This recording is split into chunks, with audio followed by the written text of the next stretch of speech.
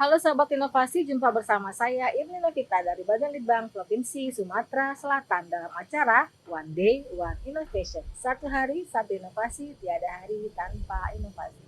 Sahabat inovasi, saat ini inovasi menjadi sebuah keharusan. Dunia terus berubah, maka kita harus adaptif dan inovatif. Untuk menginspirasi, kami hadir dengan para inovator hebat dengan inovasi-inovasinya dalam acara One Day One Innovation. Sahabat inovasi, saat ini kami berada di Pedopoan Rumah Dinas Bupati Kabupaten Empat Lawang dengan latar belakangnya jembatan tebing tinggi di Kabupaten Empat Lawang. Panoramanya sangat indah dan suasananya juga sangat asri. Pada kesempatan kali ini telah hadir di acara podcast kami Bapak Muhammad Fauzi dengan inovasinya Logis, laporan kegiatan siswa menuju satu desa satu habis. Pak Muhammad Fauzi ini merupakan salah seorang masyarakat inovatif. Lebih lanjut, kita langsung saja sapa Bapak Muhammad Fauzi.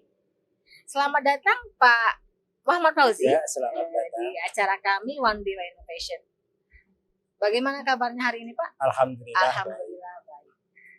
Terkait dengan inovasinya, Logis, laporan kegiatan siswa. Apa sih Pak latar belakang dari inovasi ini dan apa sih yang menyebabkan Bapak tertarik untuk membuat inovasi ini?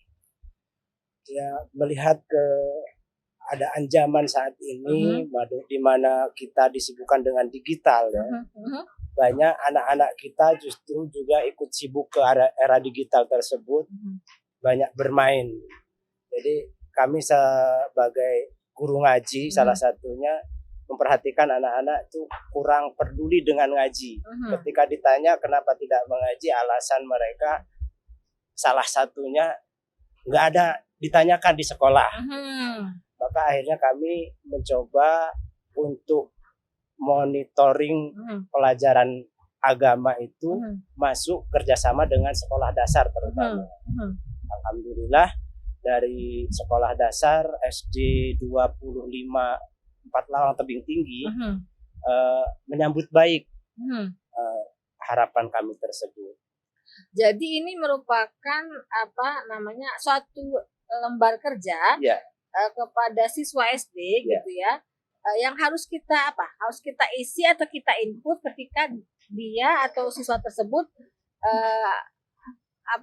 melakukan murojaah, istilahnya melakukan membaca Al-Quran gitu ya. Kita isi, jadi kita pihak TPA itu kasih rapot kepada pihak sekolah. Maka pihak sekolah akan memberikan tugas kepada siswa sesuai dengan isi rapot tadi.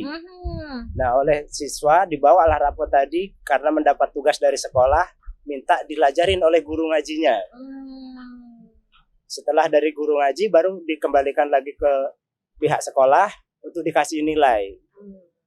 Intinya hanya untuk penyemangat mereka mengaji, punya tanggung jawab untuk mengaji. Tapi itu sebagai pilot projectnya di SD berapa tadi Pak? SD 25 Tebing Tinggi. SD 25 Tebing Tinggi dari kelas 1 kelas 3 sampai kelas 6. Kelas 3 sampai kelas 6. Jadi mereka diberikan tugas untuk mengikuti pengajian atau belajar mengaji gitu ya. Di guru mengajinya kemudian mendapatkan catatan atau tulisan bahwa mereka sudah mengikuti pengajian atau belajar mengaji. Apakah itu diadakan setiap hari atau berapa kali seminggu? Untuk Logis itu sendiri kami buat metode ya. Jadi dari kelas 3 dia harus menghafal dari Anas sampai Atakasur. Dari naik kelas 4 nanti dia harus menghafal dari Al-Lail sampai Ad-Duha. Dari kelas 5 dari Ad-Duha sampai Mutafifin. Dari lulus kelas 6 Mutafifin An-Naba. Jadi otomatis lulus kelas 6 ya harusnya. Otomatis lulus kelas 6 dia akan hafal juz 30. Oh, begitu. Jadi, di samping ada hafalan-hafalan lain seperti niat sholat, bacaan-bacaan sholat. Oh, berarti jumlah harinya terserah gitu ya. Tapi yang jelas dia punya target nih kelas 3 berapa surat sampai kelas 6 gitu Pak ya. Dan di rapot Logis itu udah kita kasih waktu lah ya, misalnya surat Anas nih harus berapa hari gitu. Kita bagi dari Anas sampai At-Takasur berapa ayat, kita bagi 1 tahun gitu. Jadi begitu. dia sebulannya harus menghafal berapa ayat. Oh, begitu. Baik. Nah, bagaimana dengan sistem rapotnya gitu ya? Apakah dia mendapatkan nilai gitu A, B, C, D, E atau seperti biasa 70, 80, 90 atau bagaimana? Kalau sistem nilai itu ada di guru masing-masing, ada yang pakai nilai biasa, tapi ini kami hanya memberikan reward saja bagi mereka yang siswa yang aktif, yang bagus aktif, nilainya. yang bagus nilainya, kami kasihkan reward untuk misal juara 1 mendapatkan seragam gratis. Begitu. Jadi mereka lebih semangat untuk mengaji. Nah ini yang Bapak buat ini, logis ini, itu pendanaannya dari mana itu? Apakah anak-anak yang ikut pengajian itu membayar ataukah ada support dari pemerintah daerah? Alhamdulillah sih selama ini dari tahun 99 ya kami mengajar memang tidak mengut biaya. Dan inovasi ini pun kami alhamdulillah masih swadaya gitu ya. Maka ya besar harapan kami kalau misalnya kok ini bisa berkembang, bisa menjadi sebuah peraturan daerah lah gitu ya dari pemerintah. Karena kalau harus buat rapot banyak kan ya otomatis modalnya harus banyak gitu ya. Kendala yang dialami Pak dalam pelaksanaannya Pak apa? Kendala swadaya gitu, dana pribadi. Apalagi harapannya bisa berkembang bukan hanya di desa kami aja, tentunya memerlukan rapot yang begitu banyak gitu kan dari kelas 3 sampai kelas 6. Betul. Jadi harapan kami bisa menjadi sebuah semacam peraturan daerah lah gitu ya. Untuk memotivasi anak-anak itu mengaji gitu. Karena ya kita tidak menutup kemungkinan kan setiap orang tua pastinya mengharapkan anak-anaknya menjadi paling tidak taat beribadah lah gitu ya. Karena di logis itu sendiri kita ada pantauan pelaksanaan ibadah. Nah apabila dia sudah bagus nilainya lulus gitu Pak dikasih penghargaan gitu kelas 6 gitu ya. Dari kelas 3, kelas 4 juga ada. Cuman kita ambil yang terbaik satunya aja gitu karena kita modalnya masih pribadi gitu. Harapan kedepannya terhadap inovasi ini apa Pak?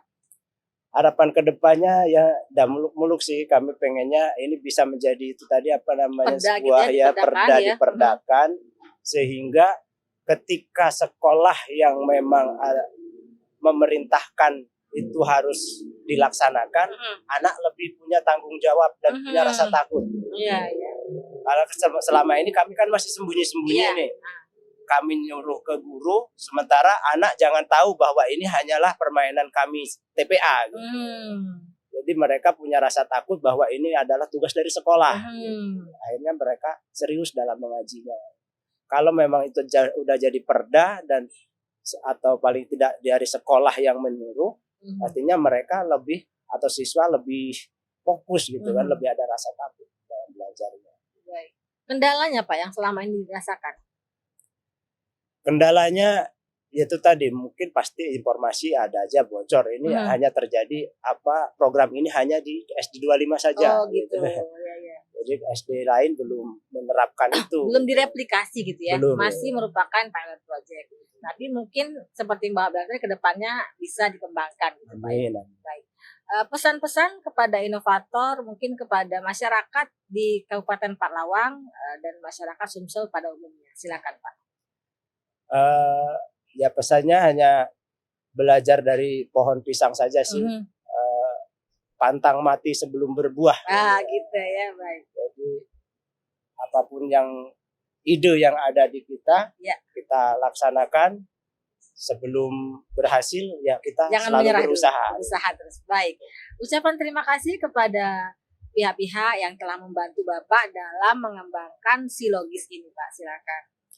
Alhamdulillah terima kasih ya terutama kepada Bapeda ya daerah yang telah